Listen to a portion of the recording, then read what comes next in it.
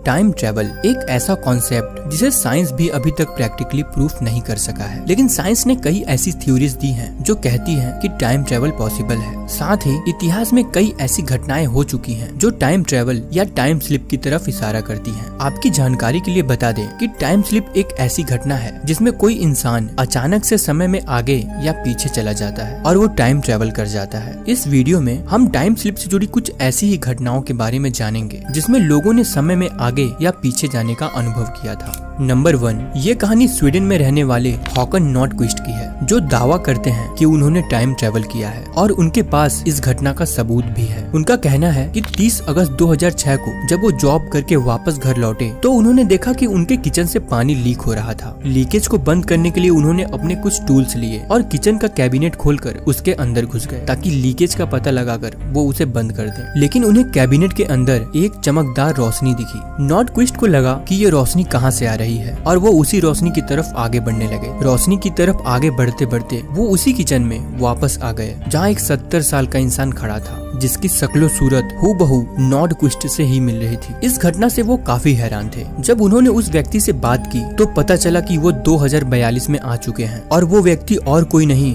बल्कि हॉकन नॉटक्विस्ट का ही फ्यूचर का प्रतिरूप है। नॉटक्विस्ट ने तुरंत ही अपना फोन निकाला और उन्होंने अपने भविष्य के प्रतिरूप के साथ एक वीडियो बना ली। आप भी देख सकते हो कि उन्होंने अपने टैटू को भी वीडियो में शो किया है। हालांकि कुछ लोगों का कहना था कि ये वीडियो एडिटेड है, जिसपे हॉकन नॉटक्विस्ट कहते हैं कि उन्हें इस बात से कोई फर्क नहीं पड़ता कि लोग उनकी इस बात पर यकीन करते हैं या नहीं, बल्कि वो इस बात से खुश होते हैं कि उन्होंने समय यात्रा की और अपने भविष्य के प्रतिरूप से मिले।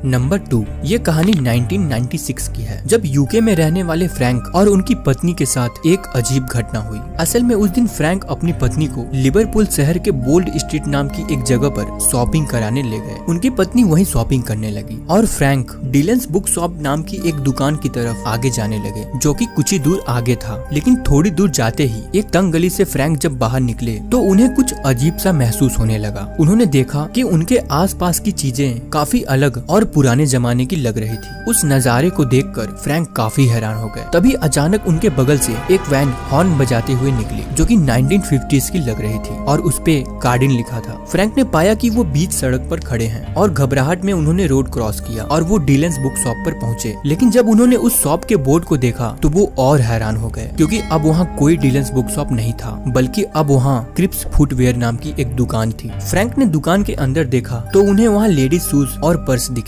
अब वहाँ कोई बुक नहीं थी। फ्रैंक काफी घबरा गए और उन्होंने एक महिला के पास जाकर उससे पूछा कि क्या आपको भी ये जगह अजीब लग रही है। तभी फ्रैंक की पत्नी उनके पास आ गई और उनके कंधे पे हाथ रख के कहा कि क्या हुआ, तुम इतने घबराए हुए क्यों लग रहे हो। तभी फ्रैंक देखते हैं कि उनके आसपास की चीजें फिर से नॉर्मल हो गई और वो उसी बुक शॉप के बाहर खड़े हैं। फ्रैंक ने अपनी पत्नी से कहा कि उन्होंने अभी अभी कुछ अजीब अनुभव किया है। असल में फ्रैंक एक रिटायर्ड पुलिस ऑफिसर थे और इस घटना के बाद उन्होंने उस बोल्ड स्ट्रीट की शॉप्स के बारे में और भी जानकारी इकट्ठा करी और उन्हें कुछ हैरान कर देने वाली जानकारियां मिली। उन्हें पता चला कि 1950s में डिलन बुक शॉप की जगह एक लेडीज शूज और लेडीज बैग्स की दुकान हुआ करती थी जिसका नाम क्रिप्स फुटवेयर था। तो क्या फ्रैंक टाइम में स्लिप हो गए थे? ये घटना उनकी जिंदगी की सबसे अजीब घटना थी। नंबर 3, एक 33 साल की लेडी अपनी बेटी के साथ मिचिगन के रास्ते रात के समय कहीं जा रहे थे और रात के समय वहाँ की सड़कें एकदम सुनसान थी। कुछ ही दूर जाने के बाद अचानक उनके आसपास का वातावरण बिल्कुल बदल गया। वहाँ अचानक उजाला होने लगा जैसे सनसेट के टाइम होता है और काफी लोग उस सड़क पर दिखने लगे। तभी अचानक उनके कार के सामने एक महिला जो कि अपना बेबी कैरेज लिए हुई थी वो एकदम से सामने आ गई और कार चला रही महिला ने एकदम से ब्रेक लगा दिया जिससे उन्हें एक तेज झटका लगा। और जब वो इस झटके से उभरी